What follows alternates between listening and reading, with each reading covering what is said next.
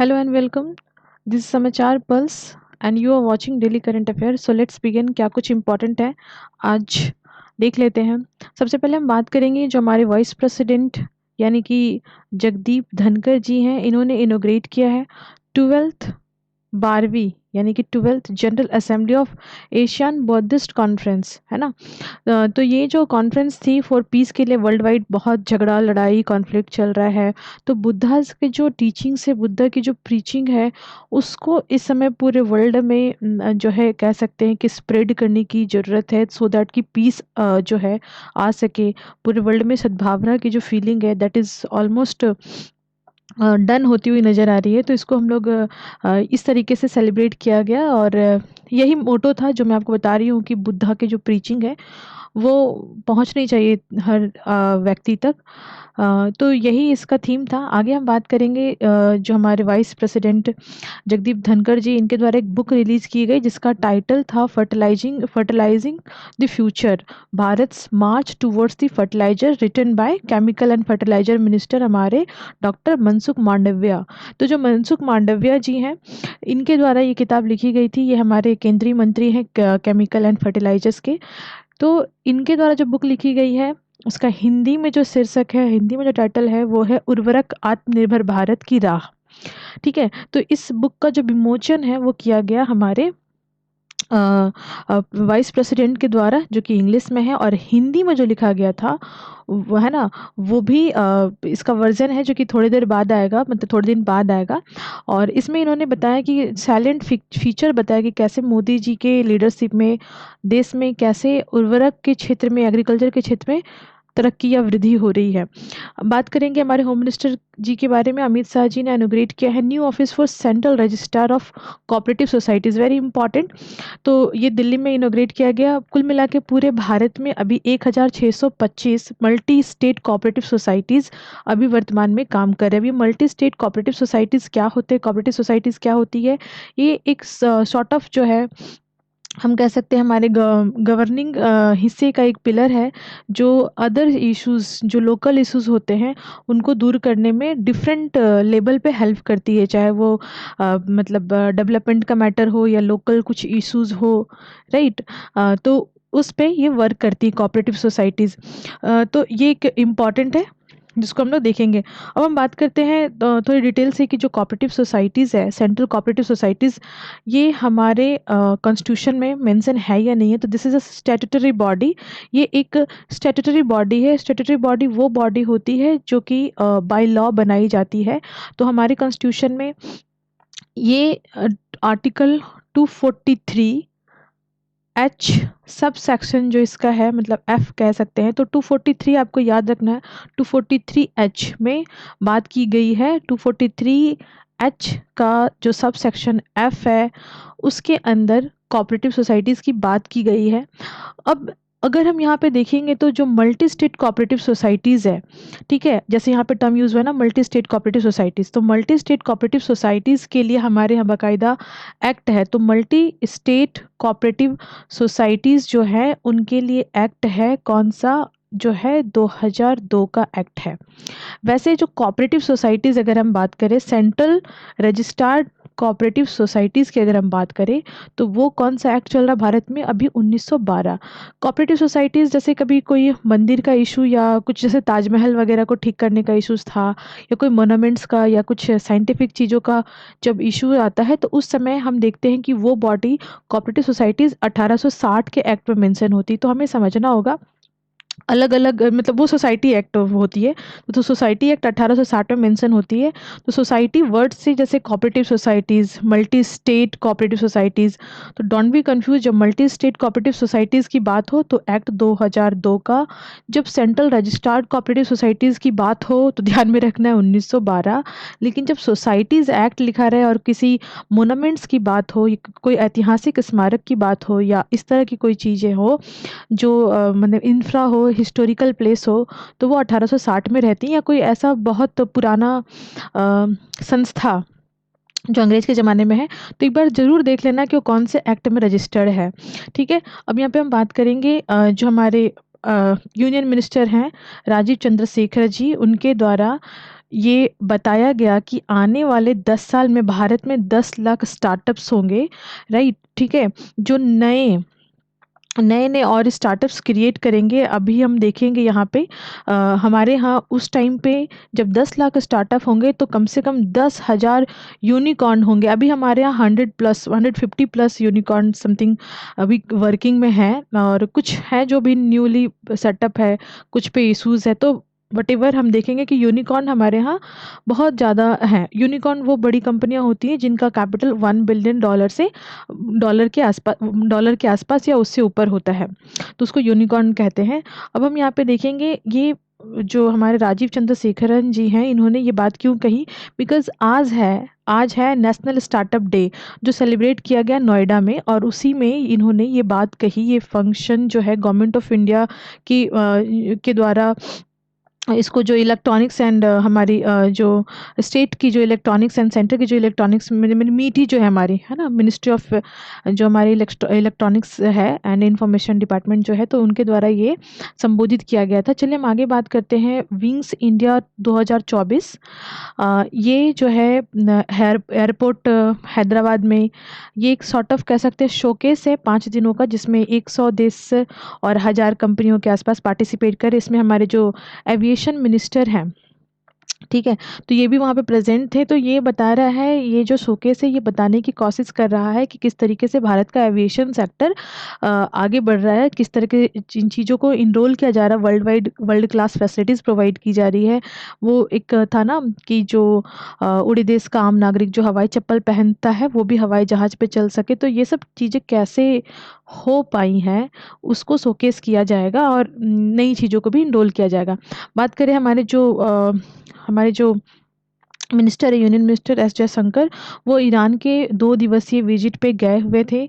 वहाँ पे जो मीटिंग थी वो बात थी रेड सी के बारे में। रेड सी में काफ़ी उथल-पुथल है, भारत के बहुत सारे शिप पे अटैक हुआ है जो कि हूतीज़ के द्वारा था, और हूतीज़ जो है वो ईरान स्पॉन्सर्ड है ऐसा माना जाता है।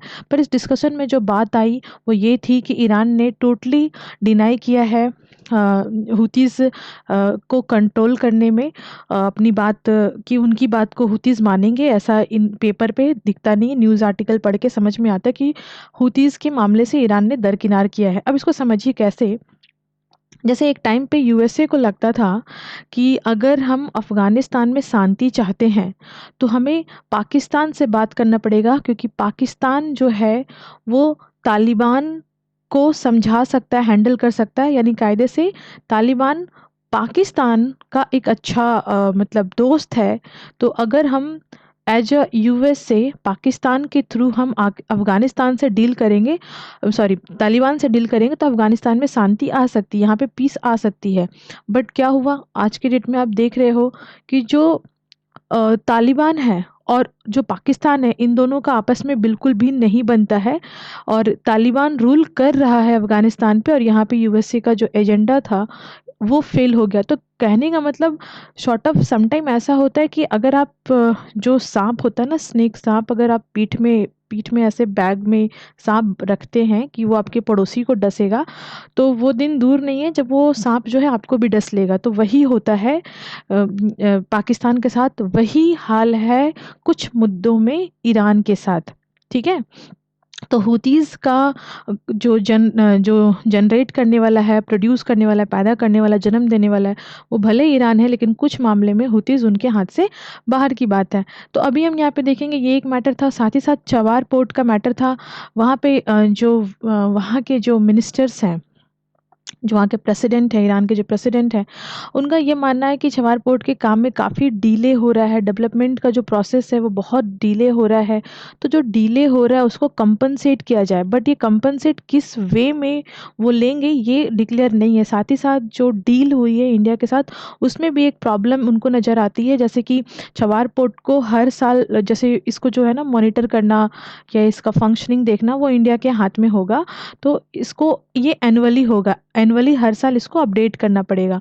बट जो ईरानियन प्रेसिडेंट है, दे वांट कि ये जो है मतलब जैसे कि इंडिया का ये मानना है कि ये 1 साल में हो, सॉरी ये एनुअली हो, एनुअली हो, 1 साल में हो, 1 साल के बाद फिर वो हमेशा अपडेट करेंगे कि कौन मॉनिटर करेगा, कौन जो है पोर्ट को मैनेज करेगा, जो कौन फंडिंग देगा सॉर्ट ऑफ कह सकते हैं। तो ये एनुअली होगा, बट ईरान का मानना है कि ये 10 साल का हो और 10 साल के बाद उसको रिन्यूअल नहीं कराना पड़े। जैसे 10 साल ख़त्म वो अपने आप अपडेट हो जाए। और भी बहुत सारे पॉइंट्स हैं, ठीक है, जिसमें भारत की वो जो भूमिका है उसको बढ़ा के देखना चाहते हैं, ठीक है। पर भारत का ऐसा उद्देश्य नहीं है, ठीक है। तो ये पूरा का पूरा मैटर था। और यहाँ पे हम आगे बढ़ेंगे। एक न्यूज़ है जो बहुत इम्पोर्टेंट है। भारत के सुप्रीम चेस प्लेयर जो विश्वनाथ आनंद थे, उनका अब रिकॉर्ड टूट गया है। वो अब दूसरे नंबर पे भारतीय बन गए हैं विश्व स्तर पे चेस चैंपियन में।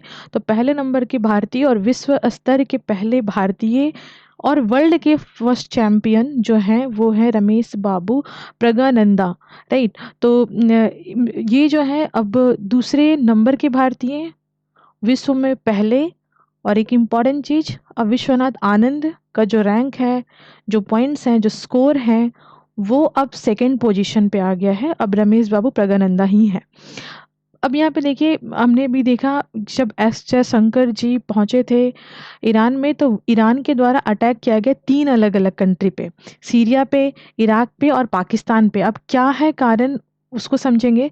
तो सीरिया पे जो आईआरजीसी है, यानी कि जो ईरानियन जो रिवोल्यूशनरीज गार्ड हैं, उन्होंने स्ट्राइक किया है अगेंस्ट आईएसआई। उनका मानना है कि आईएसआई का रिप्रेजेंटेटिव है यहाँ पे, रिसेंट में उन लोग को देखा गया, उनके द्वारा अटैक किया गया, तो दैट्स वाई इन्होंने सीरिया पे अटैक किया।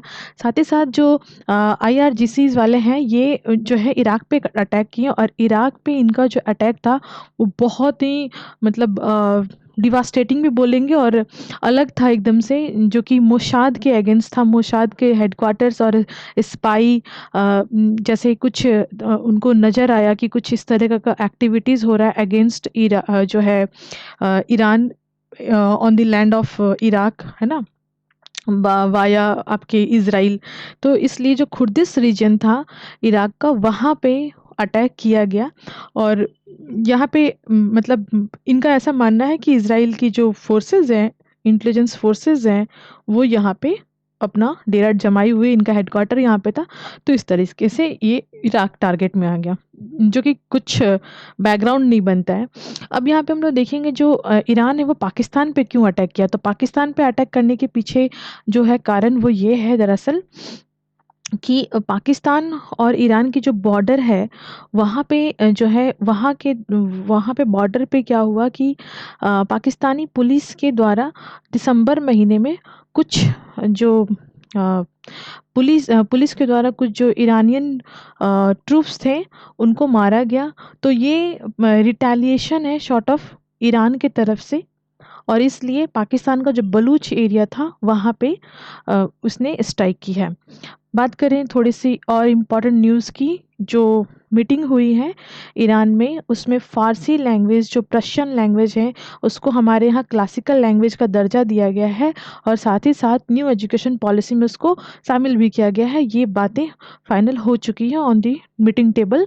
तो यहाँ पे हम देखेंगे, थोड़ा सा जान ले क्लासिकल लैंग्वेज के बारे में। इंडिया ने रिकॉग्नाइज़ किया था पहले से 6 क्लासिकल लैंग्वेज हमारे यहाँ थे, जिसमें तमिल लैंग्वेज भारत का सबसे प्राचीन लैंग्वेज है, आपको पता है।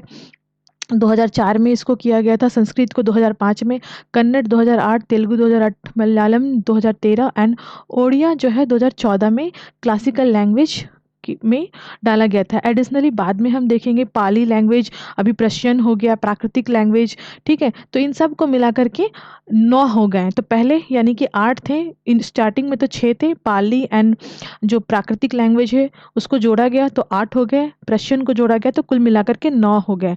तो ये हमारे क्लासिकल लैंग्वेज है। अब कोई भी लैंग्वेज क्लासिकल लैंग्वेज कब होता है, जब वो लैंग्वेज 1500 से 2000 साल पहले से बोली जा रही हो, ऐसा रिकॉर्ड हो, हिस्टोरिकल रिकॉर्ड हो, और जो उनके टेक्स्ट बुक हो वो चेरिट किए जाएँ जनरेशन बाय जनरेशन। जैसे हमारे यहाँ महाभारत या रामायण जो है वो एक जनरेशन से दूसरे जनरेशन में ट्रांसफ़र होता आया है। ओरिजिनली जो इसका लिटरेचर है वो यूनिक होना चाहिए, किसी दूसरे भाषा से वो बोरो नहीं किया हुआ होना चाहिए, किसी दूसरे कम्युनिटी से वो नहीं लिया हुआ होना चाहिए। मतलब ऐसा नहीं कि हम कुछ पढ़ें और ये शब्द हमको इस कम्युनिटी के लैंग्वेज में मिल रहा है, टेक्स्ट बुक में मिल रहा और उसमें भी मिल रहा है, तो हम उस आधार पे ये मानेंगे कि वो भाषा इस भाषा से शब्द उधार लिए गए हैं। तो इस तरीके का चीज़ नहीं होना चाहिए, काफ़ी डिस्टिंक्ट होना चाहिए। मॉडर्न समय में भी वो ऑफशूट्स कर सके और मॉडर्न समय में भी वो अपना छाप छोड़ सके। जैसे अभी संस्कृत भाषा की हम बात करें तो मॉडर्न समय में भी उसका यूटिलाइजेशन हो सकता है, ठीक है? टेक्नोलॉजी भी उस भाषा पे चल सकती है। तो उस तरीके से अब जो हमारी एचआरडी मिनिस्ट्री है वो प्रमोट करती है क्लासिकल लैंग्वेज को, उस भाषा में प्राइज़ देना और उस भाषा में एजुकेशन देना, जॉब अपॉर्चुनिटीज़ देना, ये सब काम हमारे यहाँ होता है। अब हम बात करते हैं थोड़ी सी 8 शेड्यूल के बारे में। इंडियन कॉन्स्टिट्यूशन में जो 8वीं शेड्यूल है हमारे यहाँ, उसमें ऑफिशियल लैंग्वेज की बात की जा रही है। तो देखो, क्लासिकल लैंग्वेज अलग है, ऑफिशियल लैंग्वेज अलग है, ये ध्यान में आपको रखना होगा। हाँ, तो जो ऑफिशियल लैंग्वेज है वो हमारे यहाँ आर्टिकल 344 सेक्शन 1 से लेकर के 351 तक कॉन्स्टिट्यूशन में मेंशन है। अब ये जो ऑफिशियल लैंग्वेज होते हैं तो हम अभी देखेंगे हमारे यहाँ जो है कुल मिलाकर के 8 शेड्यूल में 22 भाषाएँ हैं, ठीक है? जिसमें आती है Assamese, Bengali, Bodo, Dogri, Gujarati, Hindi, Kannada, Kashmiri, Konkani, Maithili, Malayalam, Manipuri, Marathi, Nepali, Odia, Punjabi, Sanskrit, Santali, Sindhi, Tamil, Telugu and Urdu. These are the 22 language. But जो जिस भाषा में हमारा काम होता है, जनरली जो हमारा काम होता है ऑफिशियल लैंग्वेज जिसको हम बोलेंगे, वो है हमारा 2 हिंदी और इंग्लिश, ठीक है? लेकिन अगर आप सेंट्रल पब्लिक सर्विस कमीशन की परीक्षा दे रहे हैं, उसमें आप 22 भाषा में से किसी भाषा में अपना उत्तर लिख सकते हैं। चलिए हम थोड़ी-सी क्रोनोलॉजी को पकड़ेंगे कि 8 शेड्यूलिंग में जो लैंग्वेजेज़ हैं वो कब-कब ऐड किए गए। तो 1950 में जब संविधान लागू हुआ था तो उस समय 14 भाषाओं को 8वीं सूची में जगह दी गई थी। बाद में 1967 में, है ना? जो है ऐड किया गया था सिंधी भाषा को, जो कि 21वां संविधान संशोधन करके हुआ था। 1992 में कोनकी, मणिपुर यानी कि मैती लैंग्वेज, अभी बहुत था ना मैती और कुकीज़ का इश्यूज़ अभी भी चल रहा है। तो ये जो कोनकी और मणिपुरी लैंग्वेज है, नेपाली लैंग्वेज है, उनको 71वां संविधान संशोधन करके ऐड किया गया 1992 में। यहाँ पे याद रखना है कि 1992 में 71वां संविधान संशोधन भी हुआ। 73rd और 74th बहुत पूछा जाता है एग्ज़ाम में, वो भी आपको याद रखना है, इसी साल हुआ था। 2003 में बोडो, डोगरी, मैथिली, संथाली ये सब को यूज़ किया गया और ये 92 कॉन्स्टिट्यूशन अमेंडमेंट हुआ था। और आपको याद होना चाहिए कि 92 कॉन्स्टिट्यूशन अमेंडमेंट के बाद ही जो हमारी सेंट्रल कमीशन फॉर एसटीज़ है वो भी यहीं बनी थी 2004 में। तो ऐसे ही थोड़ा-थोड़ा कोरिलेट करके याद करेंगे। 2011 में जो ओडिया लैंग्वेज है, जैसे कि पहले ओरिया लिखते थे, उसको रिप्लेस किया गया ओडिया से, है ना? तो ये आपको याद रखना है। ये 96 संविधान संशोधन 96 संविधान संशोधन करके हमारे यहाँ किया गया। तो ये आपको याद रखना है। थोड़ी-सी बात करते हैं काबिल के बारे में। तो काबिल का मतलब मूवीज़ और काबिल का मतलब ये नहीं कि आप काबिल हैं या नहीं। काबिल जो है दैट इज़ अ खनिज विदेश इंडिया लिमिटेड। ये जो है इनके द्वारा एक सिग्निफिकेंट स्टेप लिया गया है। अब ये स्टेप क्या है? अर्जेंटीना के साथ हमने डील साइन की है लिथियम से संबंधित, ताकि हम उनसे लिथियम को प्रोक्योर कर सके, वहाँ पे R&D कर सके और अच्छी खासी बैटरी बना सके। इससे पहले इस आर्टिकल में डिटेल से जाने से पहले हम आपको एक अपडेट देना चाहते हैं। जो चाइना है ना, इसने भी एक अलग तरह की बैटरी बनाई है, इनोवेट किया है एटॉमिक रिसर्च के आधार पे, एटॉमिक पावर का यूज़ करते हुए। और इनका ये दावा है, आई एम नॉट सेइंग, इनका ये दावा है कि 50 ईयर तक बिना चार्ज किए वो चल सकती है। स्टैंडर्ड में, मतलब सॉरी, इकोनॉमी टाइम्स में ऐसा आर्टिकल मैंने देखा था।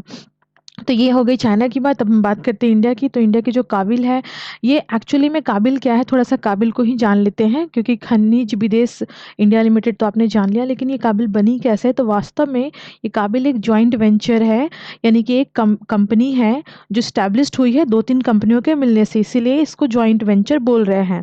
अब ये 3 पब्लिक सेक्टर कंपनियाँ, जिसमें आती है NALCO, that is a national aluminium company limited.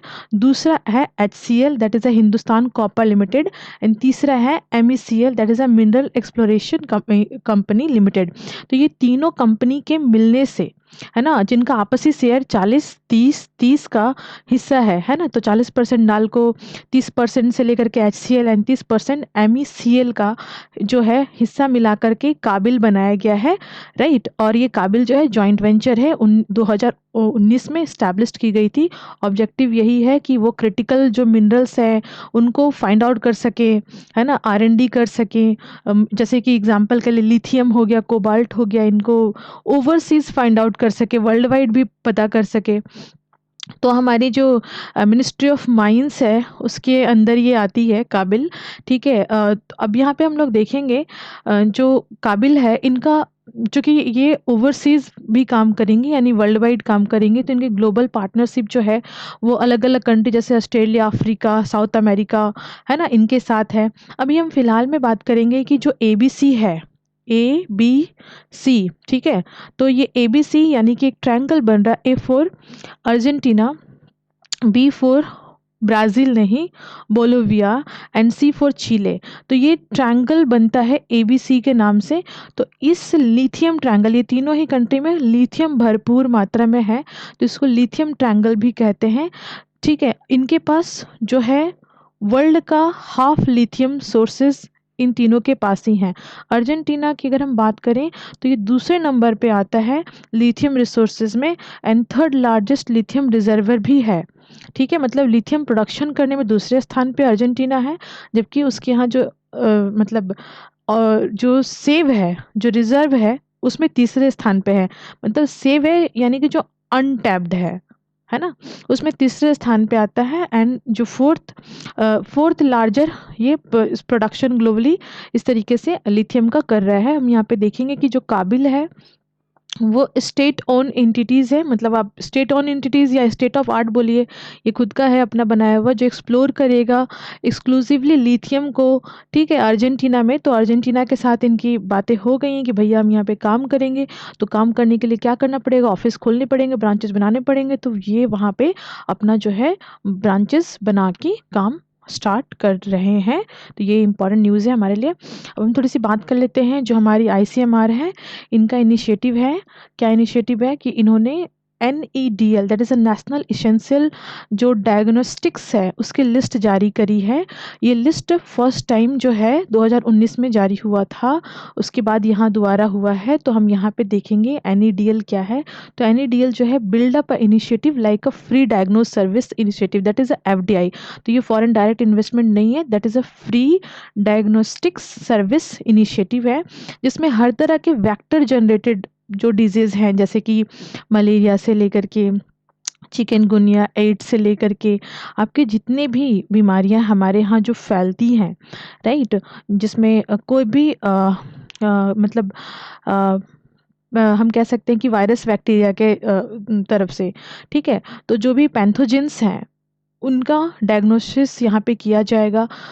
और इसमें ह्यूमन वर्कर की ज़रूरत पड़ेगी, तो घर टू घर जा कर के जो आशा वर्कर हैं उनका हेल्प लेकर के किया जाएगा। ये पूरे स्तर पे, सेंट्रल लेवल के स्तर पे, स्टेट लेवल के स्तर पे, डिस्ट्रिक्ट लेवल के स्तर पे, तीनों मतलब विलेज स्तर तक इसमें डायग्नोस किया जाएगा, ठीक है। और ये एक्चुअली में पार्ट है किसका, NHM का, that is a national health mission, जो कि लॉन्च किया गया था 2015 में मोदी जी के द्वारा। अब यहाँ पे हम थोड़ी सी बात कर लेते हैं ICMR के बारे में। ये एक अपेक्स बॉडी है, अपेक्स मतलब सर्वश्रेष्ठ बॉडी है भारत के अंदर मेडिकल सेक्टर में। ये फॉर्मुलेशन करती है एंड कोऑर्डिनेट करती है, प्रमोशन करती है बायोमेडिकल रिसर्च को। ये फाउंड हुई थी 1911 में। जब ये फाउंड हुई थी तो उसका नाम था IRFA, राइट। और 1949 में इसका नाम चेंज हो गया ICMR। तो जब ये IRFA था, that is a Indian research fund association, अब बन गया है ये आपका Indian council of medical research. Headquarter कहाँ पे है, दिल्ली में है, और ये ministry of health and family welfare के अंदर आती है। तो this is the all news, okay. So thank you, thanks for watching.